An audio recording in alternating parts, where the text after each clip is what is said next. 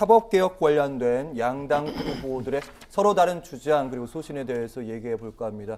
지난주에 윤석열 후보가 전 정권의 적폐를 수사하겠다 이렇게 발언을 했고 문재인 대통령 측에서는요 사과를 해라 이런 사과 요구를 했습니다.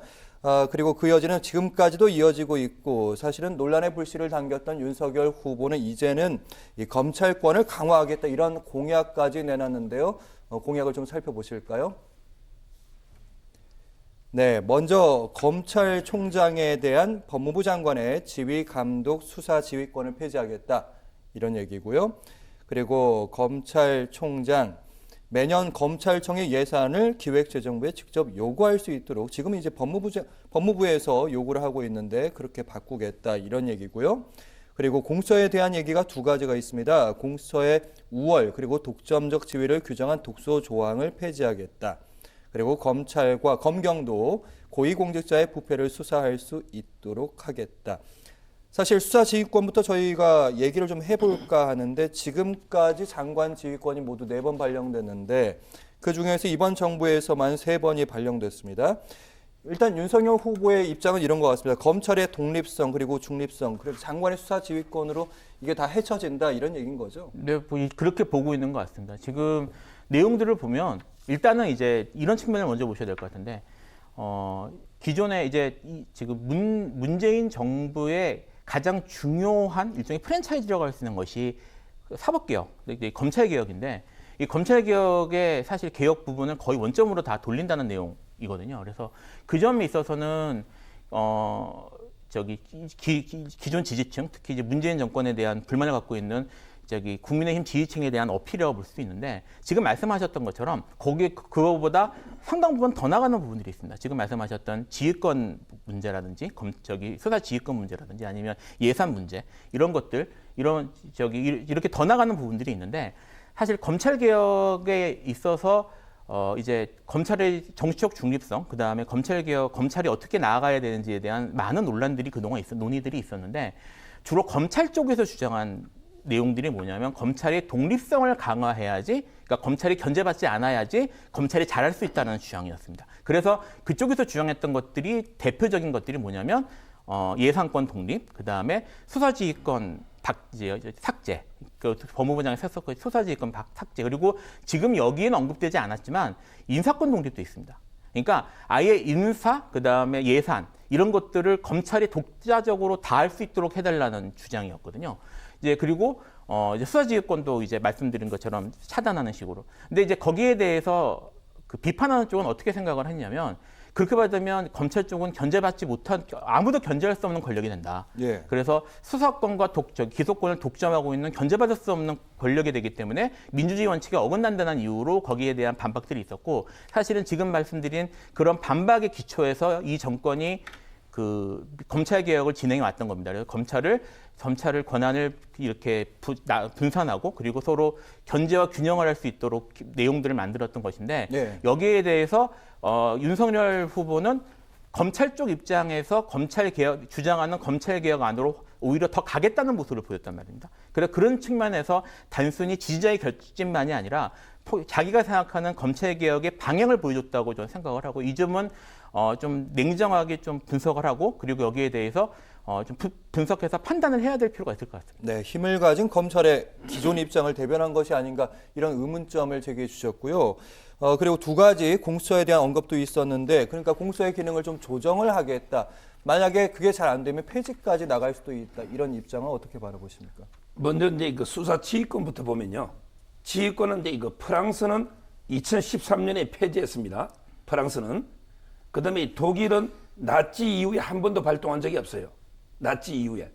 그다음에 일본은 1954년 조선 의혹 뇌물 사건 이후에 발동한 적이 없어요. 우리나라도 이게 그 천정배 장관이 강정구 한 번 외에는 없어요. 근데 추미애 장관은 이걸 갖다가 이게 조자룡 헝클 쓰듯이 공식 세번이지만 세부적으로 들어보면 이게 6, 7번 되는 거예요. 이런 식으로 이게 무분별하게 자제하지 않고 이게 발동해버리면 그럼 이게 검찰이 완전히 독립해서 이게 제대로 수사가 되겠습니까? 권력 수사가. 장관이 다 막아버리면. 따라서 이게 저는 장관이 최대한 자제하고 남용하지 않으면 뭐 이게 제도가 있어도 되지만 네. 추미애 장관처럼 이렇게 무분별하게 남용하니까 이걸 이게 폐지해야 되는 거 아닌가 이런 이게 공약이 첫째 나온 거고요. 그다음에 두 번째는 검찰의 뭐 저는 이게 견제 균형이 중요하기 때문에 검찰의 인사권하고 예산권까지 독립은 좀 과하다 봅니다. 검찰도 행정부잖아요. 그러면 이게 법무부는 인사권이 제일 크죠. 그다음에 예산권으로 통제하고, 그다음에 수사권은 가능하면 이게 독립성으로 부여하고, 이게 견제 균형이다. 이 점에서 저는 우리 이게 공수처가 문제라 봐요. 지금 이게 공수처는요, 수사권에 대해서 지휘감독권도 없죠. 또 이게 인사권도 독립되어 있죠. 그다음에 예산권도 독립되어 있죠. 이 무소불위입니다. 공수처가 이게 마음 놓고 이게 권력 행사하면 이게 누가 견제합니까? 뭐 대통령이 합니까? 국회가 합니까? 오히려 이게 공수처가 무소불위예요.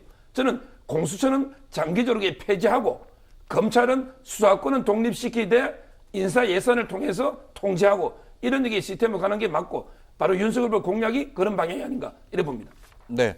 일단은 이재명 후보의 반론 받기 전에 이재명 후보의 그 개혁에 대한 얘기, 윤 후보와 똑같은 개혁이라는 입장을 표현하고 있는데, 그러니까 검찰 개혁의 완성이라는 제목으로 이번 주에 발표할 예정이라고 하는데요. 쭉 들이켜보면 검사의 기소, 불기소, 재량권 통제 장치 강화, 이 부분은 이제 말이 좀 어렵습니다. 서 변호사님께 질문을 다시 드릴 거고, 두 번째 수사 기소권의 분리. 그러니까 검찰이 이제 기소만 전담하는 기관으로 그동안 얘기해왔던, 민주당 정부에서 얘기해왔던 그런 입장인 거죠. 수사기관의 전문성을 확보하겠다. 뭐 경찰에 있는 국가수사본부 뭐 이런 얘기하는 것 같습니다. 그리고 경력 변호사 중에서만 검사를 선발하겠다. 그러니까 기소 문화가 너무 있다 보니까 상명하복으로 검찰이 줄 서고 있다, 이런 부분 얘기하는 거고요. 공수처 그리고 오히려 강화하겠다, 반대로 해석하고 있습니다. 일단 기소 그리고 기관, 뭐 기소기관, 수사기관 분리하는 건 선진국 추세라고 하는 부분도 있고요. 첫 번째 부분에 대한 검사의 기소, 불기소, 재량권 통제 강화, 장치 강화하겠다, 이 부분은 어떤 의미입니까? 아마 이제 지금 그 국민의 참여를 확대해 가지고요. 지금도 이게 기소심의위원회 이런 게 있죠. 자문할 때 기소할 건지 말 건지 이렇게 지금 통제를 하고 있잖아요. 검사 재량을. 네. 근데 저는 이걸 통제를 강화하겠다 했잖아요. 근데 이 통제를 무시한 게 누굽니까? 전부 이게 기소심의위원회 결정을 다 이제까지 따라왔죠. 가능하면.